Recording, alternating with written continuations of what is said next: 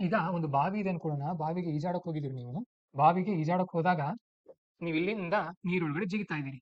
ಈಗ ಬೆನ್ನಿಗೆ ಒಂದು ಪ್ಲಾಸ್ಟಿಕ್ ಡಬ್ಬಿಯನ್ನು ಕಟ್ಕೊಳ್ಳಿ. ಪ್ಲಾಸ್ಟಿಕ್ ಡಬ್ಬಿ. ಪ್ಲಾಸ್ಟಿಕ್ ಡಬ್ಬಿಯನ್ನು ಕಟ್ಕೊಂಡು ನಿಮ್ಗೆ ಈಜು ಬರ್ದೇ ಇದ್ರು ನೀವು ನೀರಲ್ಲಿ ಜಿಗಿದ್ರೆ ಏನಾಗುತ್ತೆ?